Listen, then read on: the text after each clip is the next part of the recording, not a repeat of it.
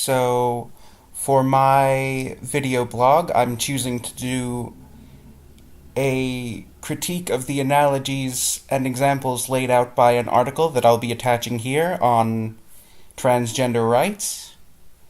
And there's not a lot of numbers to it. I tried to find something that was more data based, but the best I could do was opinion pieces.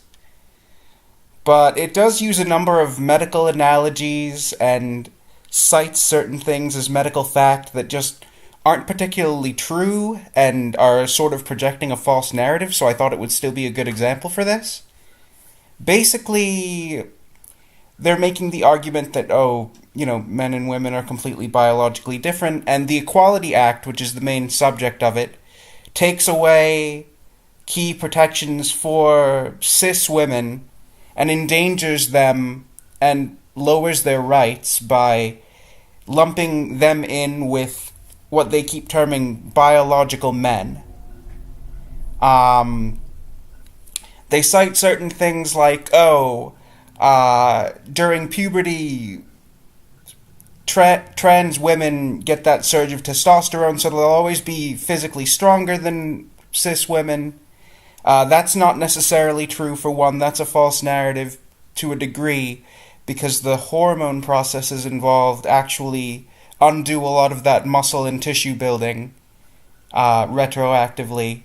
They say that, it's not okay to let either in because trans women have an unfair, in terms of sports at least, because trans women have an unfair advantage because of testosterone.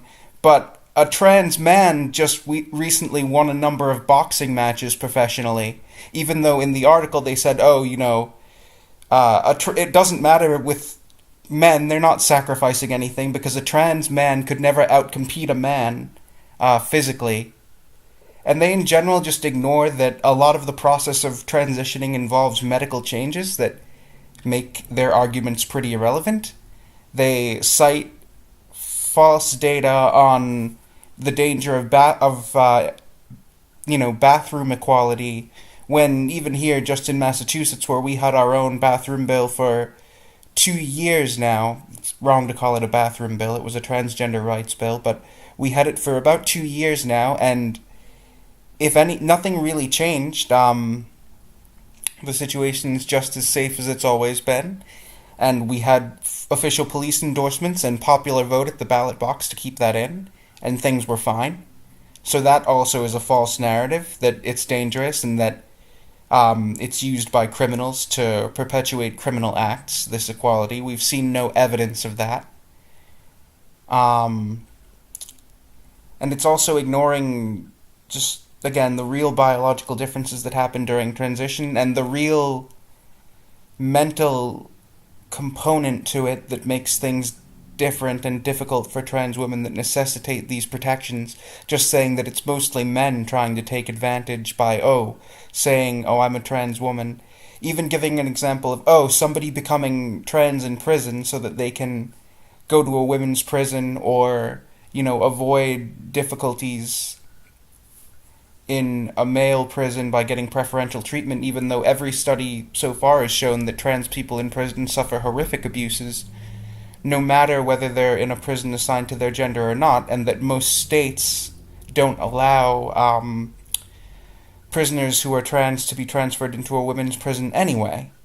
So it's just a whole false narrative. There's a lot of ways that it could have been spelled out differently, especially if it was done according to the data, which doesn't bear out any of these facts, and which says that transgender protections are necessary.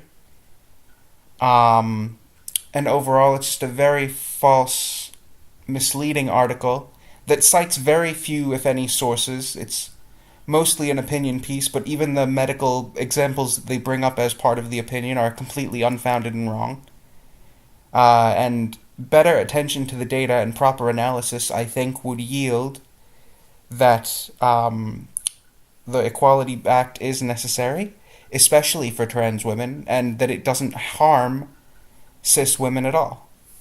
And that is my blog opinion on that.